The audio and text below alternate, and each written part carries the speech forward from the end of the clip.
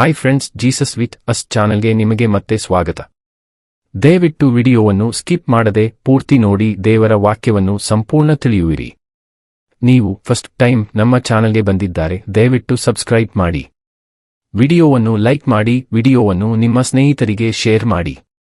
ನಿಮ್ಮಿಂದ ನಮಗೆ ಹೊಸ ವಿಡಿಯೋ ಮಾಡಲು ಸ್ಫೂರ್ತಿ ಸಿಗುತ್ತದೆ.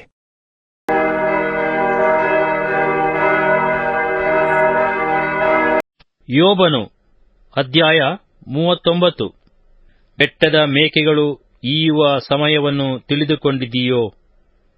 ಹುಲ್ಲೆಗಳ ಹೆರಿಗೆಯನ್ನು ನೋಡಿಕೊಳ್ಳುವಿಯಾ?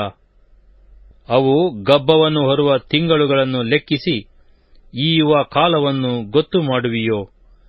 ಅವು ಬೊಗ್ಗಿಕೊಂಡು ಮರಿಗಳನ್ನು ಹಾಕಿದೊಡನೆಯೇ ತಮ್ಮ ವೇದನೆಯನ್ನು ತೊರೆದು ಬಿಡುವವು. ಅವುಗಳ ಮರಿಗಳು ಪುಷ್ಟಿಯಾಗಿ ಬಯಲಿನಲ್ಲಿ ಬೆಳೆದು ಅಗಲಿದ ಮೇಲೆ ತಾಯಿಯ ಬಳಿಗೆ ಪುನಃ ಸೇರುವುದೇ ಇಲ್ಲ. ಕಾಡು ಕತ್ತೆಯನ್ನು ಸ್ವತಂತ್ರವಾಗಿರುವಂತೆ ಯಾರು ಕಳುಹಿಸಿಬಿಟ್ಟರು? ಅದರ ಕಟ್ಟನ್ನು ಬಿಚ್ಚಿದವರು ಯಾರು? ನಾನು ಅಡವಿಯನ್ನು ಅದಕ್ಕೆ ಮನೆಯನ್ನಾಗಿಯೂ ಸವಳು ಭೂಮಿಯನ್ನು ಅದರ ನಿವಾಸವನ್ನಾಗಿಯೂ ಮಾಡಿದ್ದೇನಷ್ಟೇ. ಅದು ಊರ ಗದ್ದಲವನ್ನು ಧಿಕ್ಕರಿಸಿ ಹೊಡೆಯುವವನ ಕೂಗಾಟವನ್ನು ಕೇಳಿದ್ದೇ ಇಲ್ಲ. ಅದರ ಕಾವಲು ವಿಶಾಲವಾದ ಬೆಟ್ಟಗಳೇ.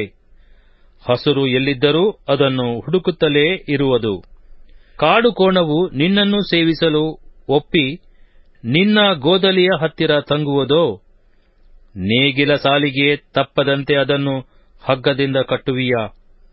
ಅದು ತಗ್ಗಿನ ಭೂಮಿಯಲ್ಲಿ ನಿನ್ನನ್ನು ಹಿಂಬಾಲಿಸಿ ಕುಂಟೆ ಎಳೆಯುವುದೋ? ಫಲ ಹೆಚ್ಚಾಗಿರುವುದರಿಂದ ಅದರಲ್ಲಿ ನಂಬಿಕೆಯಿಟ್ಟು ನಿನ್ನ ಕೆಲಸವನ್ನು ಅದಕ್ಕೆ ಒಪ್ಪಿಸಿಬಿಡುವಿಯೋ? ಅದು ನಿನ್ನ ಕಣದಲ್ಲಿ ಕಾಳನ್ನು ಕೂಡಿಸಿ ನಿನ್ನ ಬೆಳೆಯನ್ನು ಹೊತ್ತುಕೊಂಡು ಬರುವುದೆಂದು ಭರವಸವಿಡುವಿಯಾ? ಉಷ್ಟ್ರ ಪಕ್ಷಿಯ ಪಕ್ಷವು ಸಂತೋಷದಿಂದ ಬಡಿದಾಡುವುದು, ಆದರೆ ಅದರ ರೆಕ್ಕೆ ಗರಿಗಳಿಗೆ ಪ್ರೀತಿಭಾವವುಂಟೋ? ಅದು ತನ್ನ ಮೊಟ್ಟೆಗಳನ್ನು ಭೂಮಿಯಲ್ಲಿಟ್ಟು ಬಿಟ್ಟು ಧೂಳಿನಿಂದಲೇ ಅವುಗಳಿಗೆ ಕಾವು ಕೊಡಿಸುವುದಲ್ಲವೇ? ಕಾಲಿನಿಂದ ಮೆಟ್ಟಿಯಾರು ಕಾಡು ಮೃಗ ತುಳಿದೀತು ಎಂದು ನೆನೆಸುವುದೇ ಇಲ್ಲ. ತನ್ನ ಮರಿಗಳನ್ನು ತನ್ನವುಗಳೆಂದೆಣಿಸದೆ ಬಾಧೆಗೊಳಪಡಿಸುವುದು. ತನ್ನ ಹೆರಿಗೆ ನಿಷ್ಫಲವಾದರೂ ಅದಕ್ಕೆ ಏನೂ ಚಿಂತೆ ಇಲ್ಲ. ದೇವರು ಅದಕ್ಕೆ ಜ್ಞಾನವನ್ನು ಮರೆಮಾಡಿ ವಿವೇಕವನ್ನು ದಯಪಾಲಿಸದೆ ಇದ್ದಾನಷ್ಟೇ. ಅದಕ್ಕೆ ರೆಕ್ಕೆ ಬಡಿಯುತ್ತಾ ನೀಳವಾಗಿ ಓಡುವ ಸಮಯದಲ್ಲಾದರೋ ಕುದುರೆಯನ್ನು ಸವಾರನನ್ನು ಹೀಯಾಳಿಸುವುದು. ನೀನು ಕುದುರೆಗೆ ಶಕ್ತಿಯನ್ನು ಕೊಟ್ಟು ಅದರ ಕೊರಳಿಗೆ ಅದರಾಟವನ್ನು ಸುತ್ತಿಸಿದೆಯೋ? ಅದು ಮಿಡತೆಯ ಹಾಗೆ ಕೊಪ್ಪಳಿಸಿ ಹಾರುವಂತೆ ಮಾಡಿದೀಯಾ? ಅದರ ಕೆನೆತದ ಪ್ರತಾಪವು ಭಯಂಕರವಾಗಿದೆ. ಅದು ತಗ್ಗಿನ ನೆಲವನ್ನು ಕೆರೆದು ತನ್ನ ಬಲಕ್ಕೆ ಹಿಗ್ಗಿ ಸನ್ನಾಹದ ಸೈನ್ಯವನ್ನು ಎದುರಿಸಲು ಹೋಗುವುದು. ಅದು ಕಳವಳಗೊಳ್ಳದೆ ಖಡ್ಗಕ್ಕೆ ಹಿಂದೆಗೆಯದೆ ಭಯವನ್ನು ತಾತ್ಸಾರ ಮಾಡುವುದು. ಬತ್ತಳಿಕೆಯು, ಥಳಥಳಿಸುವ ಭರ್ಜಿಯು, ಈಟಿಯು ಅದರ ಮೇಲೆ ಜಣಜಣಿಸುವವು. ಅದು ತುತ್ತೂರಿಯ ಶಬ್ದವನ್ನು ಕೇಳಿದರೂ ನಿಲ್ಲದೆ ಉಗ್ರತೆಯಿಂದ ಕಂಪಿಸುತ್ತಾ ನೆಲವನ್ನು ನುಂಗಿ ಬಿಡುವುದೋ ಎಂಬಂತೆ ಓಡುವುದು. ತುತ್ತೂರಿಯೂದಿದಾಗೆಲ್ಲಾ ಆಹಾ ಎಂದುಕೊಂಡು ಕಾಳಗ, ಆರ್ಭಟ, ಸೇನಾಪತಿಗಳ ಗರ್ಜನೆ ಇವುಗಳನ್ನು ದೂರದಲ್ಲಿದ್ದರೂ ಮೂಸಿ ನೋಡಿ ತಿಳಿಯುವುದು. ಗಿಡಗವು ತನ್ನ ರೆಕ್ಕೆಗಳನ್ನು ಹರಡಿ ತೆಂಕಣ ದಿಕ್ಕಿಗೆ ಹಾರುವುದು ನಿನ್ನ ವಿವೇಕದಿಂದಲೋ? ಹದ್ದು ಮೇಲಕ್ಕೆ ಹಾರಿ ಉನ್ನತದಲ್ಲಿ ಗೂಡು ಮಾಡುವುದು ನಿನ್ನ ಅಪ್ಪಣೆಯಿಂದಲೋ? ಅದಕ್ಕೆ ಬಂಡೆಯೇ ನಿವಾಸವು. ಅದು ಶಿಲಾಶಿಖರದಲ್ಲಿಯೂ ದುರ್ಗದಲ್ಲಿಯೂ ತಂಗುವುದು. ಅಲ್ಲಿಂದಲೇ ಬೇಟೆಯನ್ನು ನೋಡುತ್ತಾ ದೂರದಲ್ಲಿದ್ದರೂ ಅದನ್ನು ಕಂಡುಹಿಡಿಯುವುದು. ಅದರ ಮರಿಗಳು ರಕ್ತವನ್ನು ಕುಡಿಯುವವು. ಹತರಿದ್ದಲ್ಲಿ ಹದ್ದು. ಯೋಬನು ಅಧ್ಯಾಯ 40. ಇದಲ್ಲದೆ ಯೆಹೋವನು ಯೋಬನಿಗೆ, ಆಕ್ಷೇಪಕನು ಸರ್ವಶಕ್ತನ ಸಂಗಡಲು ವ್ಯಾಜ್ಯವಾಡುವನೋ? ದೇವರೊಂದಿಗೆ ವಿವಾದ ಮಾಡುವವನು ಇದಕ್ಕೆಲ್ಲ ಉತ್ತರ ಕೊಡಲಿ ಎಂದು ಹೇಳಿದನು. ಆಗ ಯೋಬನು, ಅಯ್ಯೋ, ನಾನು ಅಲ್ಪನೇ ಸರಿ, ನಿನಗೆ ಪ್ರತ್ಯುತ್ತರವಾಗಿ ಏನು ಹೇಳಲಿ? ಬಾಯ ಮೇಲೆ ಕೈಯಿಟ್ಟುಕೊಳ್ಳುವೆನು. ಒಂದು ಸಾರಿ ಮಾತಾಡಿದ್ದೇನೆ, ಪ್ರತಿವಾದ ಮಾಡಲಾರೆನು.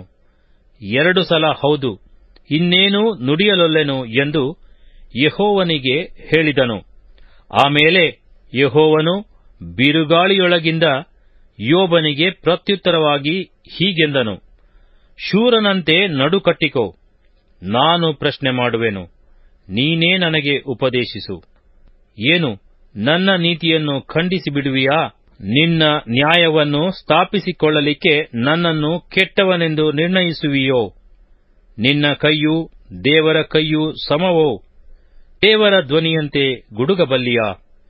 ನಿನ್ನನ್ನು ನೀನೇ ಮಹಿಮೆ ಘನತೆಗಳಿಂದ ಭೂಷಿಸಿಕೊಂಡು ಪ್ರಭಾವ ಮಹತ್ತುಗಳನ್ನು ಧರಿಸಿಕೋ.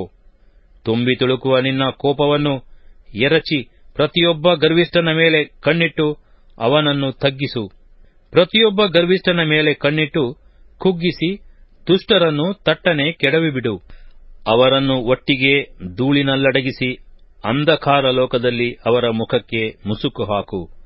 ಹೀಗಾದರೆ ನಿನ್ನ ಬಲಭುಜವು ನಿನ್ನನ್ನು ರಕ್ಷಿಸಬಲ್ಲದೆಂದು ನಾನೇ ನಿನ್ನನ್ನು ಹೊಗಳುವೆನು. ನಿನ್ನಂತೆ ನನ್ನ ಸೃಷ್ಟಿಯಾಗಿರುವ ನೀರಾನೆಯನ್ನು ನೋಡು. ಎತ್ತಿನ ಹಾಗೆ ಹುಲ್ಲನ್ನು ಮೇಯುವುದು. ಇಗೋ, ಅದರ ಬಲವು ಸೊಂಟದಲ್ಲಿಯೂ ಅದರ ಶಕ್ತಿಯು ಹೊಟ್ಟೆಯ ನರಗಳಲ್ಲಿಯೂ ಸೇರಿಕೊಂಡಿವೆ. ತನ್ನ ಬಾಲವನ್ನು ದೇವದಾರುವಿನ ಮರದಂತೆ ಬಾಗಿಸುವುದು. ಅದರ ತೊಡೆಯ ನರಗಳು ಹೆಣೆದುಕೊಂಡಿವೆ. ಅದರ ಮೂಳೆಗಳು ತಾಮ್ರದ ನಳಗಳಂತೆಯೂ ಅದರ ಎಲುಬುಗಳು ಕಬ್ಬಿಣದ ಹಾರೆಗಳಂತೆಯೂ ಇರುವವು. ಅದು ದೇವರ ಸೃಷ್ಟಿಗಳಲ್ಲಿ ಮುಖ್ಯವಾದದ್ದು. ಅದನ್ನು ನಿರ್ಮಿಸಿದವನು ಅದಕ್ಕೆ ಕೋರೆ ಹಲ್ಲೆಂಬ ಶಸ್ತ್ರವನ್ನು ಒದಗಿಸಿದ್ದಾನೆ.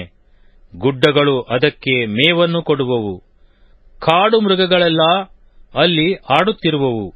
ಎಲಚಿ ಗಿಡಗಳ ಕೆಳಗೂ ಆಪಿನ ಮರೆಯಲ್ಲಿಯೂ ಜವುಗು ಭೂಮಿಯಲ್ಲಿಯೂ ಮಲಗಿಕೊಳ್ಳುವವು. ಎಲಚಿ ಗಿಡಗಳು ತಮ್ಮ ನೆರಳನ್ನು ಅದರ ಮೇಲೆ ಹರಡುವವು. ನದಿಯ ನೀರವಂಜಿಗಳು ಅದನ್ನು ಸುತ್ತಿಕೊಂಡಿರುವವು. ಓಹೋ, ಹೊಳೆಯು ಹೊಡೆದರೂ ಅದು ಹೆದರುವುದಿಲ್ಲ. ಪ್ರವಾಹವು ಅದರ ಬಾಯೊಳಗೆ ನುಗ್ಗಿದರೂ ಧೈರ್ಯದಿಂದಿರುವುದು. ಯಾವನಾದರೂ ಕಣ್ಣೆದುರಿಗೆ ಬಂದು ಅದನ್ನು ಹಿಡಿದಾನೇ? ಗಾಳದಿಂದ ಅದರ ಮೂಗನ್ನು ಚುಚ್ಚಬಲ್ಲನೆ?